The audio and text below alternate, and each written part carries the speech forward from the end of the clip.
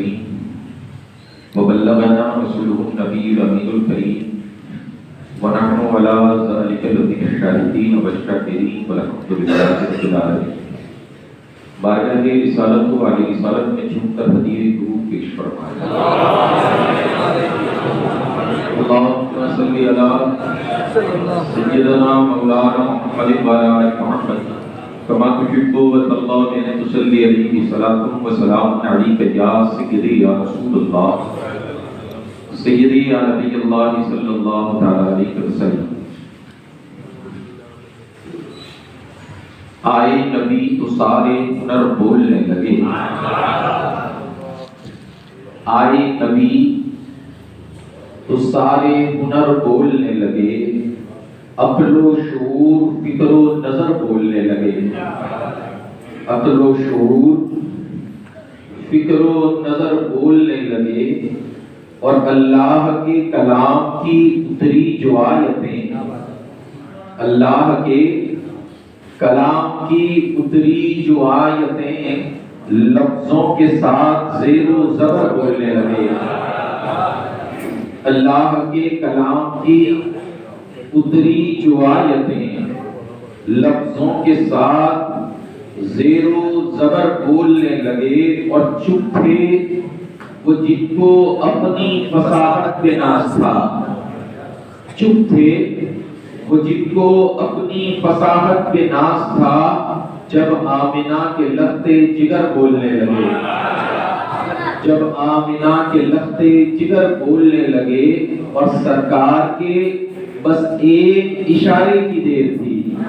سرکار کے بس ایک اشارے کی دیر تھی. کنکر تھے بے زبان مگر بولنے لگے. سرکار کے بس ایک اشارے کی دیر تھی. کنکر تھے بے زبان مگر بولنے لگے. دیئے درود پیش فرمائے. اللہ سیدنا مولانا محمد وعلى آل محمد كما تحب وترضى صلی علیہ السلام علیک یا سیدی یا رسول اللہ سیدی یا نبی اللہ صلی اللہ علیہ وسلم.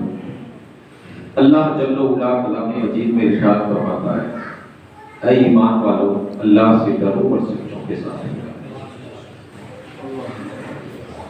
حدیث پاک میں آتا ہے کہ اللہ کے پیارے رسول صلی اللہ علیہ وسلم ارشاد فرماتے ہیں کہ اللہ تعالیٰ نے اپنے دوستوں یعنی اللہ کے ولیوں سے دشمنی رکھنے والوں کو چیتاونی دی. انہیں خبردار کیا اور اللہ تعالیٰ نے فرمایا کہ جو میرے ولی کا دشمن ہے میں اس سے جنگ کا اعلان کرتا ہوں. جو اللہ کے ولی کا دشمن ہے اس کی جنگ کس کے ساتھ ہے؟ اگر آپ کا معاملہ پھنسا ہے غریب نواز سے تو آپ یہ مت سمجھیں کہ پالا غریب نواز سے پڑا ہے. آپ کا پالا خالق کے کائنات سے پڑا ہے. آپ اچھا اگر کوئی کسی ولی کی مخالفت کرتا ہے دشمنی کرتا ہے تو اللہ تعالیٰ نے اس سے جنگ کا اعلان کر دیا. وجہ کیا؟ یہ بھی تو ہو سکتا تھا نا کہ جو میرے ولی کا دشمن ہے وہ میرا نہیں ہے. جو میرے ولی کا دشمن ہے وہ میری رحمت سے دور ہے. بہت ساری باتیں ہو سکتی تھی مگر اللہ تعالیٰ فرماتا ہے میں جنگ کا اعلان کرتا ہوں. پتہ چلا کہ غریب نواز کا دشمن ہونا، غوث اعظم کا گستاخ ہونا، حضرت شاہ وجیہ الدین علوی گجراتی کا دشمن ہونا، حضرت شاہ عالم قطب عالم کا دشمن ہونا، حضرت مخدوم اشرف جہانگیر سمنانی علیہ رحمتوں پر رضوان کا دشمن ہونا، یہ اگر تم دشمنی پر اتر آتے ہو تو دشمنی تک محدود نہیں ہے، خدا تک ہے. وجہ یہ ہے کہ اللہ تعالیٰ نے غوث اعظم کو پیدا کیا اور اپنا محبوب بنایا، پیدا کرنے والا رب، ولایت دینے والا رب، قطب الاقطاب بنانے والا رب، اگر کوئی ولی سے دشمنی کرتا ہے تو یہ اللہ تعالیٰ اس سے جنگ کا اعلان اس لیے کرتا ہے کہ اسے پرابلم غوث اعظم سے نہیں ہے. غوث اعظم کو تو میں نے بنایا، غریب نواز کو میں نے بنایا، مخدوم اشرف جہانگیر سمدانی کو میں نے بنایا، شاہ عالم خطب عالم حضرت شیخ احمد کھٹو، حضرت شیر علی بابا، حضرت شاہ وجیہ الدین علوی گجراتی اور دیگر اولیاء کرام، چاہے سرکار میرا داتا ہو یا گجرات کے ہندوستان کے اولیاء کرام ہو، اگر ان سے آپ کا دل گندا ہے تو ایک جملہ زبان پر آیا ہے، اگر آپ کا دل ان سے گندا ہے تو آپ ایکسپٹ کیجئے کہ آپ کے اندر گندگی جمع ہوئی ہے، گندگی جمع ہوئی ہے. ورنہ کوئی اللہ والا ہو اور ولی کا دشمن ہو، اللہ والا ہو اور غوث اعظم سے دشمنی ہو، اللہ والا ہو اور غریب نواز سے پرابلم ہو. اللہ تعالیٰ نے ان لوگوں سے جنگ کا اعلان کیا، یہ اولیاء کرام سے دشمنی رکھنے والوں کے لیے، اور جو پیار کرتے ہیں انہیں کیا ملے گا، جو محبت کرتے ہیں انہیں کیا ملے گا. تو حضرت شیخ سعدی رحمۃ اللہ تعالیٰ علیہ ایک کتاب ہے جو عالموں کو پڑھائی جاتی ہے، اسے پڑھ کر لوگ عالم بنتے ہیں، گلستہ پوچھتا، اس میں آپ نے ایک حکایت نقل کی ہے کہ ایک شخص غسل کر رہا تھا، پرانے زمانے کی بات ہے جس زمانے میں صابن کا آوشکار نہیں ہوا تھا. یہ جو صابن یوز کرتے ہیں اس زمانے میں لوگ مٹی سے بدن کو صاف کرتے تھے، مٹی بل ہے. ایک صاحب غسل کر رہے تھے، انہوں نے مٹی لی، جب بدن پر بلی تو مٹی میں خوشبو محسوس ہوئی، مٹی میں خوشبو محسوس، دل خوش ہو گیا. سارے لوگ مٹی بدن پر ملتے ہیں مگر میں جس مٹی کو مل رہا ہوں اس میں خوشبو آ رہی ہے. وہ کہتے ہیں میں نے مٹی سے پوچھ لیا آخر تجھ میں یہ فضیلت آئی کیسے، تو خوشبودار ہوئی کیسے. تو مٹی کہتی ہے میں بالکل عام مٹی کی طرح ہوں جو پوری دنیا میں پائی جاتی ہے، میں بھی وہی مٹی ہوں، بس میرا نصیب یہ ہے کہ مجھے کچھ عرصہ پھولوں کی صحبت نصیب ہوئی ہے. جب پھولوں کی صحبت نصیب ہوئی تو جو خوشبو پھولوں میں تھی وہ میرے اندر سما گئی، وہ میرے اندر سما گئی ہے اور اسی وجہ سے میں خوشبودار ہو گئی ہوں. تو نتیجہ ملا کہ اگر خوشبودار کے قریب رہو گے تو خوشبو آئے گی اور بدبودار کے قریب رہو گے تو بولنا. اب فیصلہ آپ کیجئے، ہر بات لوگ مجھ پر ڈال دیتے ہیں، میں ٹینشن میں کبھی کبھی آتا ہے.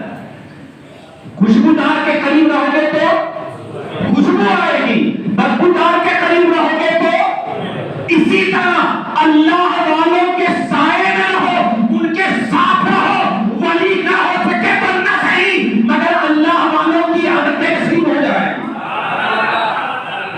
اللہ والوں کی عادتیں نصیب ہو جائیں گی. اسی لیے کہا کہ صحبت صالح تورا صالح ہونا، جو اچھے کی صحبت میں رہتا ہے اچھا بنتا ہے. اب دیکھیے بہت سارے لوگ برے راستے پر کب جاتے ہیں. کوئی بھی شراب پینے والا پہلے دن سے شرابی نہیں ہوتا، اس کی دوستی شرابی سے ہوتی ہے. جوا کھیلنے والا پہلے دن سے جواری نہیں ہوتا، اس کی دوستی جواری سے ہوتی ہے. دھیرے دھیرے جب صحبت بڑھتی ہے تو اثر لگتا ہے. شرابی کی صحبت ملی تو اثر لگا، گالی بولنے والوں کی صحبت میں بیٹھا تو اثر آیا، بے نمازیوں کی صحبت میں بیٹھا تو دونوں طرح کی صحبتیں اثر کرتی ہے. اچھی صحبت اچھا اثر رکھتی ہے، بری صحبت برا اثر ڈالتی ہے. اب سلیکشن تمہارا ہے. اب بہت سارے سنیوں کو کبھی کبھی کہتے ہیں اتنا نہ اتراؤ، کچھ لوگ کہتے ہیں میرا ایمان ہم نے ایسے غرور کرنے والوں کو جاتے دیکھا ہے. کیوں؟ صحبت غلط تھی، گستاخوں کی صحبت تھی، تو آج نہیں تو کل اثر آنا ہی تھا. اور میں آپ کو بتاؤں، اس لیے صحبت بہت بڑی چیز ہے. حضور محدث اعظم علیہ رحمت و رضوان فرماتے ہیں کہ یہ مسئلہ سچ ہے کہ ہو جاتا ہے صحبت کا اثر. یہ مسئلہ سچ ہے کہ ہو جاتا ہے صحبت کا اثر. ارے آدمی کیا در و دیوار بدل جاتے ہیں، آدمی کیا در و دیوار بدل جاتے ہیں. گھر کی 4 دیواری ہو مگر ایک دیوار کالی ہوتی ہے. کیوں؟ اس کے پاس چولہا ہوتا ہے،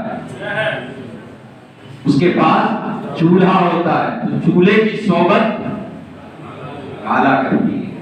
تو بد کردار کی صحبت سے بچیے، بے ایمان کی صحبت سے بچیے. بزرگان دین فرماتے ہیں اچھے کی صحبت تمہیں اچھا بنا دے گی، برے کی صحبت تمہیں برا بنا دے گی، اور کافروں کی صحبت اللہ نہ کرے تمہیں کبھی بھی کافر بنا سکتی ہے.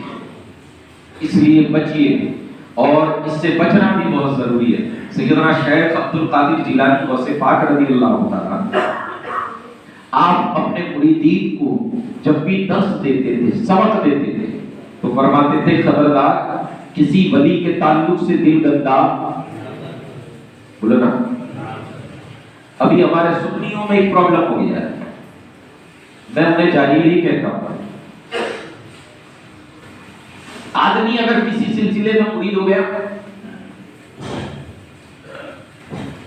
تو مرید ہونا ضروری. سرکار غوث پاک فرماتے ہیں کہ آدمی کو مرید ہونا چاہیے کسی بھی باشرع متقی پرہیزگار پیر سے، کیونکہ جس کا کوئی پیر نہیں ہوتا اس کا پیر شیطان ہے. جس کا کوئی پیر نہیں ہوتا، یہ بھائی میں اپنی بات نہیں کر رہا ہوں، یہ سرکار غوث پاک کا قول ہے. تبھی تو ہم نے دیکھا کہ سرکار غوث پاک ماں کے پیٹ سے ولی ہے نا، ماں کے پیٹ سے 17 پاروں کے حافظ. اور آپ سے پوچھا گیا کہ آپ کو پتا کب چلا کہ آپ ولی ہیں؟ تو آپ فرماتے ہیں کہ جب میں اپنے گھر سے نکل کر مدرسے جاتا تھا، چھوٹا تھا، گھر سے نکل کر مدرسے جاتا تھا تو میرے آگے مجھے لگتا تھا کوئی چل رہا ہے، وہ اعلان کرتا تھا اللہ کے ولی کے لیے راستہ کشادہ کرو، اللہ کے ولی کے لیے راستہ کشادہ کرو. جب میں مدرسے پہنچتا تھا تو وہاں اعلان سنتا تھا کہ اللہ کے ولی کے بیٹھنے کی جگہ کر دو. آپ فرماتے اب اندازہ لگائیں ابھی مدرسے جانے کا وقت ہے، غوث اعظم ولی ہے. مدرسے جانے کا وقت ہے، غوث اعظم ولی ہیں. یہ سرکار سیدنا شیخ عبد القادر جیلانی غوث پاک رضی اللہ تعالی اتنا بڑا ولی، مگر ہم نے دیکھا کہ وہ بھی حضرت سیدنا شیخ سید مخزومی رحمت اللہ تعالی علیہ کے سامنے 2 زام بیٹھے ہیں، یعنی مرید بنے ہوئے ہیں. تو پتا چلا غوث اعظم جیسا ولی ماں کے پیٹ سے ولی ہو، اور اگر اسے پیر کی ضرورت ہے تو آج کے اہلِ گہرے جس کی ایک نماز کا پتہ نہیں، جس کے ایک عمل کا پتہ نہیں. اچھا افسوس اس بات کا ہے، شاید میں نے میری تقریر میں آپ نے سنا ہو، میں اس بات کو پہلے کہہ چکا ہوں، مجھے یاد نہیں ہے کب کہا تھا، مگر میں کہہ چکا ہوں کہ پیر ہونا کمال نہیں ہے. پیر ہونا کمال نہیں ہے، مرید ہونا کمال ہے. کیونکہ جو پیر ہوگا وہ نمازی ہوگا. سبحان اللہ تو کہو. اچھے پیروں پر ہی نظر رکھیے، ادھر ادھر نظر مت دوڑاؤ. جو پیر ہوگا بولو نا نمازی ہوگا، شریعت کا پابند ہوگا، اللہ کے رسول سے عشق کرنے والا ہوگا. کیونکہ اعلیٰ حضرت فاضل بریلوی علیہ رحمۃ اللہ رضوان فرماتے ہیں پیر ایسا بناؤ کہ جب اس کے ہاتھ میں ہاتھ دو تو ایک ہاتھ تمہارا اس کے ہاتھ میں ہو اور اس کا دوسرا ہاتھ رسول اللہ کے ہاتھ میں ہو.